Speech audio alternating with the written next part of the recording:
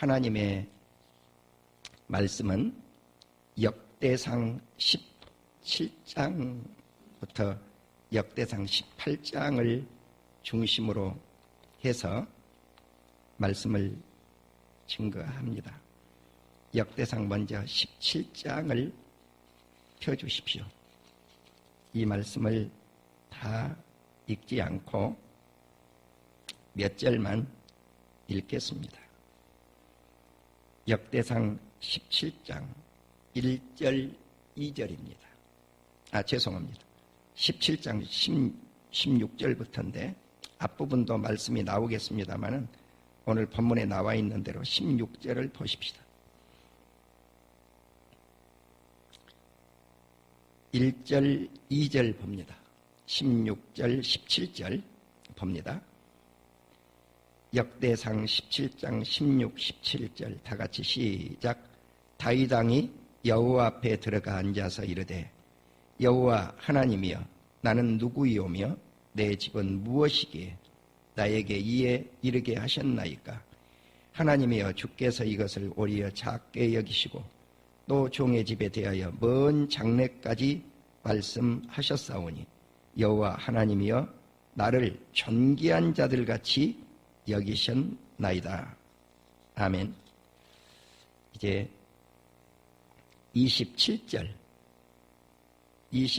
마지막 절입니다. 27절 역대상 17장 27절입니다. 다 같이 시작. 이제 주께서 종의 왕조의 복을 주사 주 앞에 영원히 두시기를 기뻐하시나이다. 여호와여 주께서 복을 주셨사오니 이 복을 영원히 누리리다 하니라. 아멘. 이 전쟁사에 관한 말씀은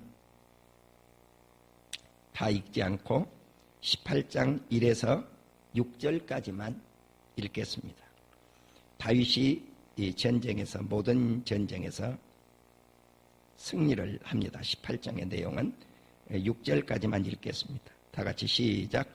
그 후에 다윗이 블레셋 사람들을 쳐서 항복을 받고 블레셋 사람들의 손에서 가드와 그 동네를 빼앗고 또 모압을 치매 모압 사람이 다윗의 종이 되어 조공을 바치니라. 소바왕 하닷 에셀이 유브라데 강가에서 자기 세력을 펴고자 하매 다윗이 그를 쳐서 하마까지 이르고 다윗이 그에게서 병거 1000대와 기병 7000명과 보병 20000명을 빼앗고 다윗이 그 병거 100대의 말들만을 남기고 그 외의 병거의 말은 다 발에 힘줄을 끊었더니 다메섹 아람 사람이 소바왕 하닷 에셀을 도우러 온지라. 다윗이 아람 사람 22,000명을 죽이고 다윗이 다메섹 아람의 수비대를 두매 아람 사람이 다윗의 종이 되어 조공을 바치니라. 다윗이 어디로 가든지 여호와께서 이기게 하시니라. 아멘. 특별히 오늘 이 말씀 가운데 오늘 다윗 왕조의 복과 이 제목이 나온 것은 역대상 18장 27절입니다. 종의 왕조의 복을 주시고 여호와께서 복을 주셨사오니 이 복을 영원히 누리리다. 그래서 이 말씀 속에서 다윗의 왕조의 복과 이 말씀을 끌어냈고요. 그리고 6절에 다윗이 어디로 가든지 여호와께서 이기게 하시니라. 그래서 전쟁의 승리라고 하는 단어를 끌어냈습니다. 그래서 다윗 왕조의 복과 다윗의 승리, 전쟁의 승리, 다윗의 이 전쟁의 승리. 지난주는 제가 우리 성도님들에게 러시아와 우크라이나의 전쟁, 우크라이나와 러시아의 전쟁의 예를 들었습니다. 그래서 전쟁 중에도 예배를 드리는 국민들이, 그 나라가 승리를 한다고 하는 말씀을 드렸습니다. 그런데 정말 러시아와 우크라이나 전쟁 속에서 어느 나라가 지금 예배를 드릴까? 한번 생각해 보셨나요? 러시아가 하나님 앞에 예배를 드리겠습니까? 우크라이나가 하나님 앞에 예배를 드리겠습니까? 적용해 볼 필요성이 있다는 겁니다. 말씀이 선포됐으면. 나는 러시아에서 하나님께 예배를 드린다. 이 소식을, 물론 그곳에도 크리스찬들이 있습니다. 예. 그러나 그런 소식이 많이 전파되지를 않은 것 같아요. 오히려 침략을 당한 우크라이나에서 예배를 드리고 있는 장면들이 밖으로 송출이 되더라고요. 예.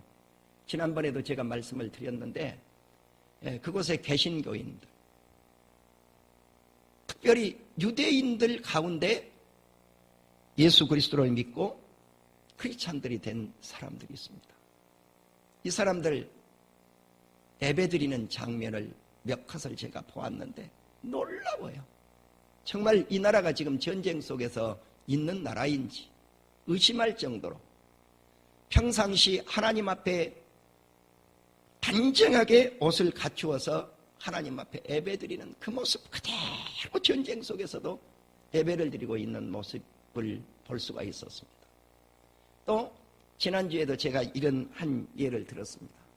한 병사가 갑자기 땅바닥에 쫙 엎드리더니 기도가 시작이 되는 겁니다. 이 병사가. 싫어합니다. 우크라이나에서 일어나고 있는 일입니다. 땅바닥에 엎드려서 기도를 하더니 하나님의 음성이 들립니다. 이곳을 빨리 떠나라. 네, 이 병사가 떠나자마자 함께 있었던 병사들이 떠날 거 아니에요. 예수 믿지 않는 병사들도. 떠나자마자 폭탄이 기도하는 자리에 팍 떨어졌다는 것입니다. 바로 이 모습이 전쟁 중에도 예배하는 백성, 전쟁 중에도 기도하는 백성은 망하지 않는다는 것입니다. 어떤 선교사 한 분이 이렇게 말씀을 하더라고요. 러시아가 구소련 시대에 많은 선교사님들을 핍박을 할 때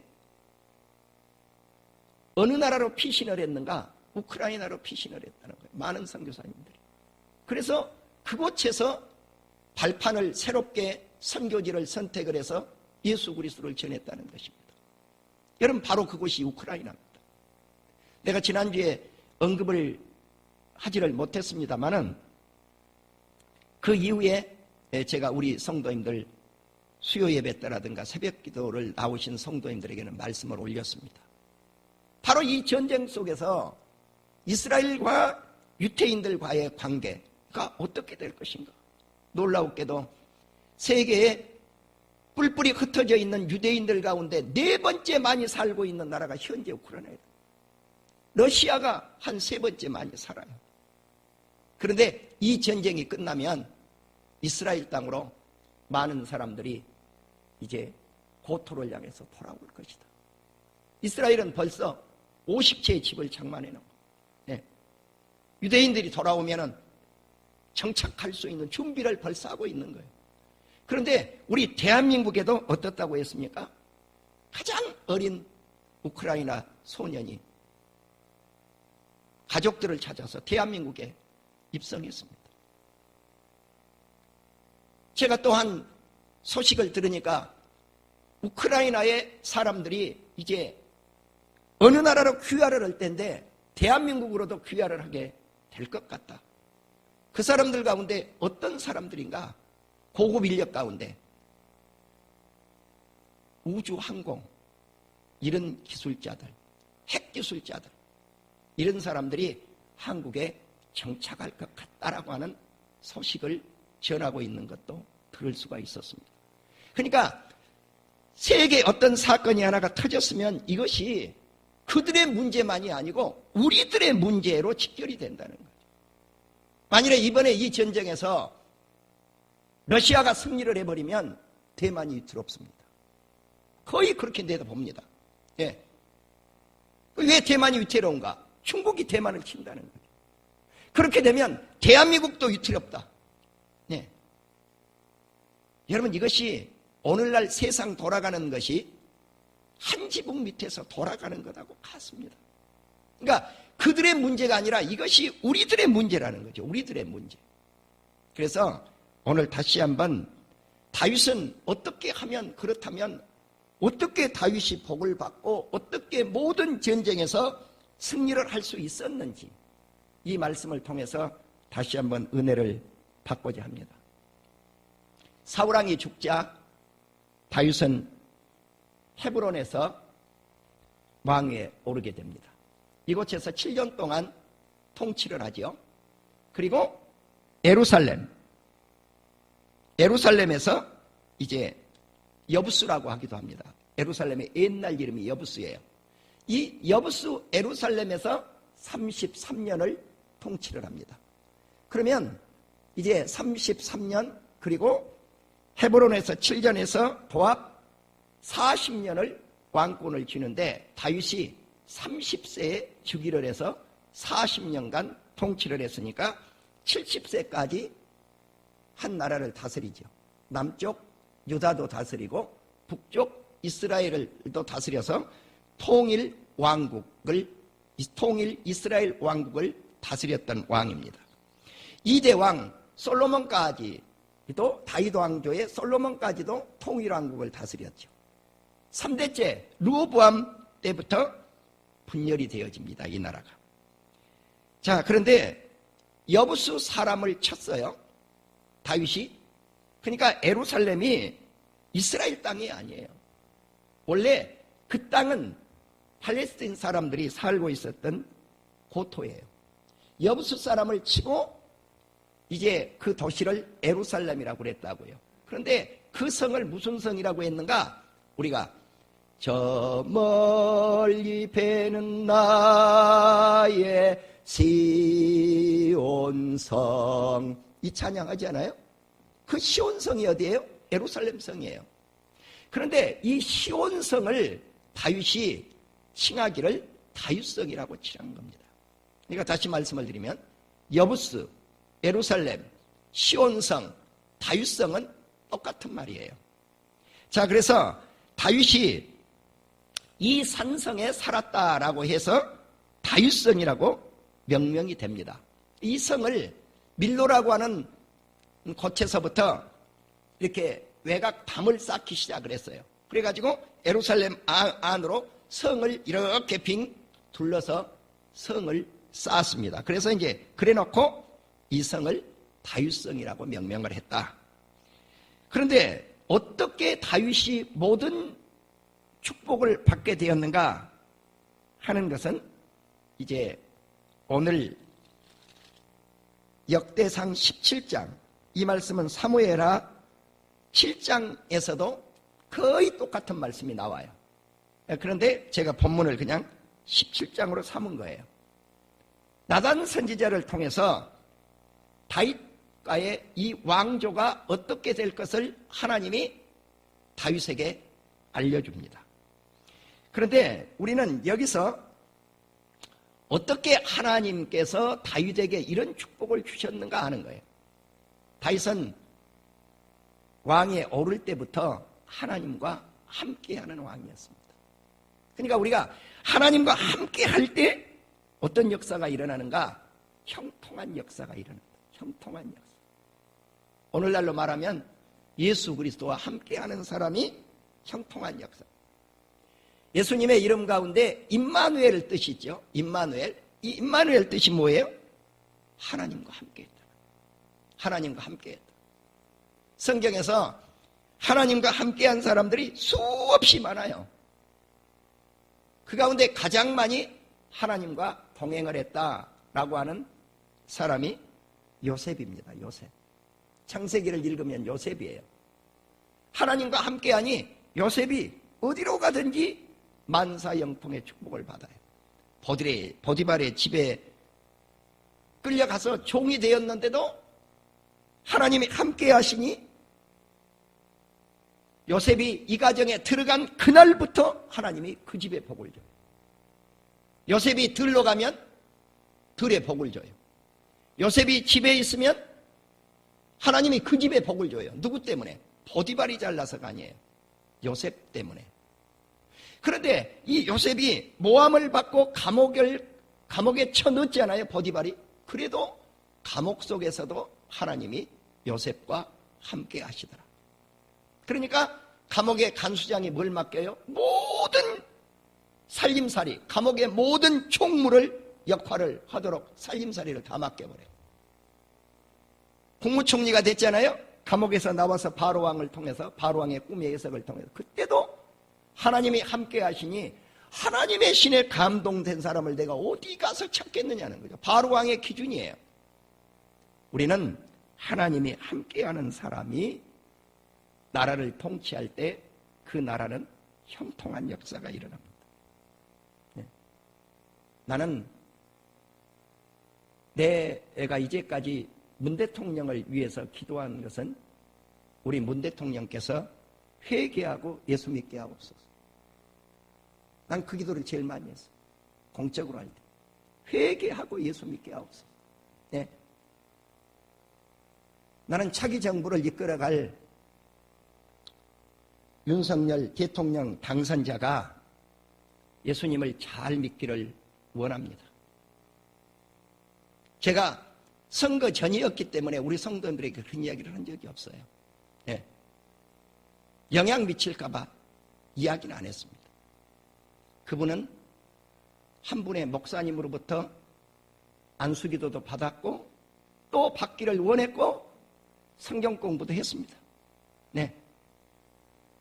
나는 정말 그분이 진실로 형식적인 게 아니고 대통령 되기를 위해서 제스처를 그렇게 쓴 게 아니고 진실로 예수님을 믿고 변화되어서 예수 그리스도를 진실되게 믿는 통치권자가 되기를 주님의 이름으로 축원합니다. 네.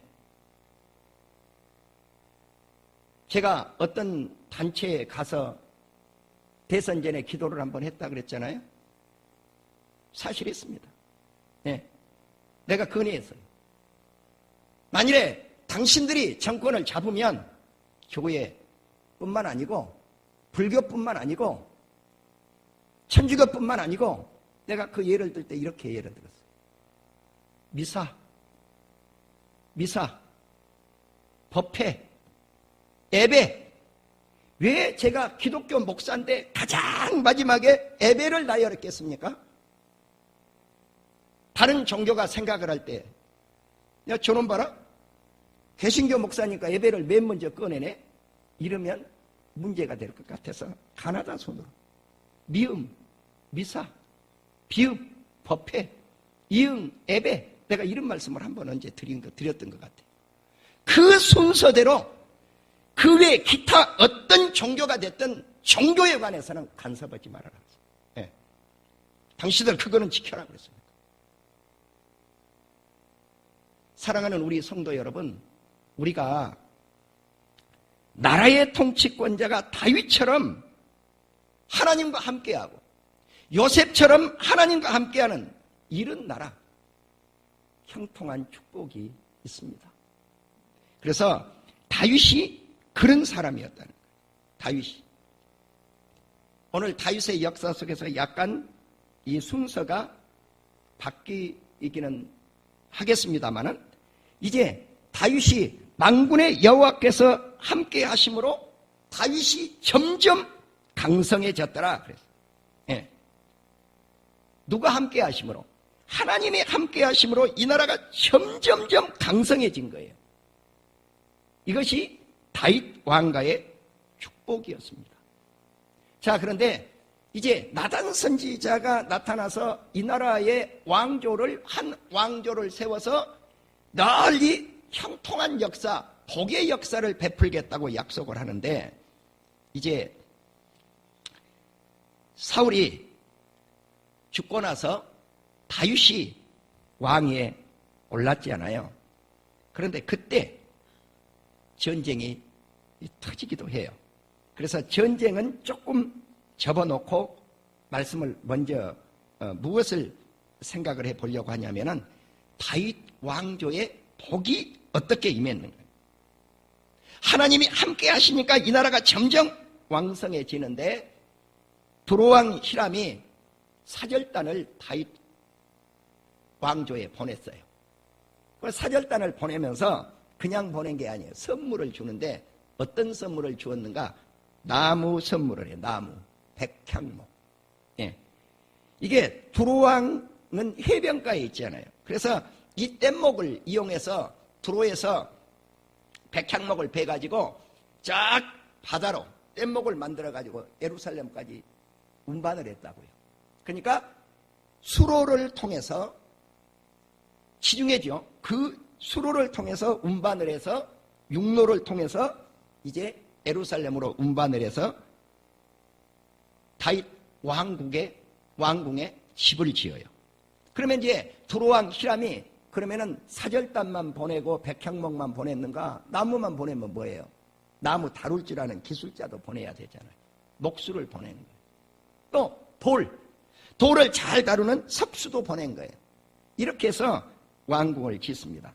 그래서 다윗이 가만히 생각을 하는 거죠. 나는 이렇게 대궐 같은 왕궁에 사는데 내 아버지 집은 소막과 같은 곳에 지금 떠돌아다닌다. 이렇게 떠돌아다녀요. 이스라엘 백성들이 블레셋과 전쟁을 해서 사울 시대에 뭘 뺏겨버렸어요? 언약궤를 뺏겨버렸다고요. 언약궤를. 예. 언약궤를 뺏겨버렸는데 이 언약궤를 되찾아오는 일을 누가 하는가? 다윗이 했습니다. 자, 그래서 블레셋으로 갔던 이 언약궤가 기럇 여아림으로 돌아왔고 나답의 집이란 곳에 머물러 있었어요. 그래서 이것을 이제 예루살렘으로 가지고 와야 되겠다, 옮겨와야 되겠다, 다윗이 그렇게 생각을 했는데 옮겨오는 가운데 기돈의 타작마당에 오니까 소들이 펄쩍펄쩍 뛰는 거예요. 그때 웃사라고 하는 사람이 하나님의 언약궤에 손을 대니까 하나님이 웃사를 쳐서 즉사하고 말았단 말이죠. 이것을 본 다윗이 두려웠어요. 야, 저 언약궤, 저 사람 손만 대면 저렇게 죽어버리는데 아이고 내가 이거 가져오면 안 되겠다. 두려움이 생겼단 말이에요. 그래서 다윗성으로 옮겨오지 못하고 오벳 에돔이라고 하는 개인의 집으로 이 언약궤가 옮겨가게 됩니다. 그런데 3달 동안 이 집에 머물렀는데 가만히 다윗이 보니까 놀라운 축복을 이 집에 쏟아 붓는 거예요. 하나님이. 집에도 오벳에돔의 소유물에도 막 복을 내려주는 겁니다. 하나님. 사람은 그런 거예요. 두려우니까 옮겨오지 못했는데 복을 퍼부어 주니까 아이고 언약궤를 옮겨와야 되겠다, 안 옮겨야 되겠다, 옮겨와야 되겠다. 어디로? 예루살렘 다윗성으로. 이렇게 된 거예요. 그래서 이제 다윗성으로 옮겨오면서 그러면 언약궤를 누가 만져야 될 것인가? 정통 레위인들만 만질 수가 있어요. 그래서 제사장들을 다 세워서 이제 언약궤를 다윗성으로 옮겨오게 됩니다. 이때 감사 찬양을 드리고 제사장들은 언약궤 앞에서 하나님을 섬기고 또 다윗은 제사장들을 통해서 기브온 산당에서 아침 저녁으로 번제를 드리게 했어요. 이렇게 될 때 다윗은 자신의 왕궁에 사는데 하나님의 언약궤는 휘장 아래 초라하게 계신다고 하는 걸 생각하고 무슨 생각을 해요? 아, 내가 이제 하나님의 집을 지어야 되겠다. 성전 건축이 이때 나옵니다. 그런데 하나님이 허락을 해주지를 않아요. 너는 안 된다. 그래서 다윗이 자기가 가지고 있었던 모든 재산을 털어서 거의 다 건축 헌금으로 드렸다고 하는 것을 예배당을 건축할 때마다 제가 우리 성도님들에게 설교를 했어요. 우리 교회가 너무너무 예배당을 많이 지었기 때문에. 바로 하나님은 다윗에게 성전 건축을 허락하지는 않았지만 이 왕조에게 축복을 주기로 약속을 합니다. 그 선지자가 누군가? 나단 선지자예요. 그래서 이 선지자를 통해서 다윗 왕조에 복을 줄 것이라고 하는 것을 예언을 해줍니다. 다윗 왕국은 그러면 어떻게 복의 복을 받는데 이 복이 일시적인 복이 아니라 영원한 복을 받을 것이라고 약속을 해 주었느냐. 우리가 마태복음 1장 1절을 읽자마자 뭐라고 나와요? 아브라함과 다윗의 자손 예수 그리스도의 세계라, 계보라, 족보라고 하는 말씀이에요. 그 말씀이 아브라함과 다윗의 자손 예수 그리스도의 세계라 그러면서 다윗 왕가의 왕들의 이름이 쫙 나와요. 그런데 마지막 왕이 누구냐? 마지막 왕이 누구예요? 예수 그리스도. 만왕의 왕이신 예수 그리스도. 바로 다윗 왕가를 영원한 복을 주신다고 하는 이 말씀은 예수 그리스도를 통해서 이 복이 완성될 것을 우리에게 알려주고 있는 말씀입니다. 그러니까 다윗의 뿌리에서, 다윗의 가지에서, 다윗의 순에서 누가 탄생하리라고 말씀을 해요? 만왕의 왕 예수님이 탄생된다고 나온다고. 여러분, 그래서 다윗 왕가의 이 복은 누구를 통해서 이 복이 완성될 것인가? 예수님을 통해서 완성된다. 다윗이 아들들이 참 많이 있지 않아요? 다윗이 예루살렘에서 낳은 아들들만 해도 한 11명 되더라고요. 예. 어마어마하게 많이 아들들을 낳죠. 예. 그런데 이제 우리가 이 다윗을 통해서, 솔로몬을 통해서, 그 아들 솔로몬을 통해서 이제 아버지 집이 건축이 되어지잖아요. 그러면 이 솔로몬을 통해서 건축이 되어질 그 왕조에 하나님이 영원한 축복을 주시겠다고 그랬으니까 그 당시는 예수님이 안 보여요. 누구에게는? 이스라엘 백성들에게는. 그렇지만 그들의 눈에 보인 건 누가 보였는가? 바로 솔로몬이 보였다고 하는 사실입니다. 자, 그래서 우리는 다윗 왕조에 복을 주신 이 말씀을 다시 한번 간략하니 생각을 해보겠습니다. 다윗은 일개 목동에서 이스라엘의 백성을 다스리는 주권자 왕이 되었습니다. 조금 전에 말씀한 대로 그는 어디로 가든지 형통한 축복을 받았고 다윗을 세상에서 존귀한 자로 하나님이 세워주었으며 이제 이 다윗이 하나님의 집이 이렇게 옮겨져 다녔는데 언약궤가 이제 한 곳에 정착해서 하나님의 집을 짓고자 하니까 하나님이 다윗을 옮겨 다니지 않도록 예루살렘에 정착을 해주고 살게 하셨습니다. 그리고 다윗에게 약속을 하기를 악한 자들이 너를 해치지 못하겠다라고 역대상 17장 7에서 9절에 다윗 왕조를 보호해 줄 것을 약속합니다. 그리고 모든 대적들이 다윗에게 복종을 할 것이고 하나님께서 다윗을 위하여 한 왕조, 조금 전에 말씀을 드린 다윗 왕조를 세우는데 이 나라를 견고하게 하고 조금 전에 말씀을 드린 대로 이 나라는 예수 그리스도를 탄생시킨 위대한 왕조가 되게 합니다. 그리고 이 나라를 견고히 해주겠다고 나단 선지자를 통해서 약속을 하니까 다윗이 하나님께 기도할 마음이 생긴 거예요. 사람은 이런 축복을 예언을 통해서 받고 나면은 기도할 마음이 다윗처럼 생겨나야죠. 이 기도가 어떤 기도인가? 감사 기도입니다. 감사. 내 가정을 이렇게 위대한 왕조로 세워서 견고하게 해주겠다고 하니까 하나님의 집을 찾아서 다윗은 감사 기도를 올렸습니다. 이렇게 올립니다. 주의 종을 위하여 주의 뜻대로 이 모든 큰 일을 행하사 이 모든 큰 일을 알게 하셨나이다.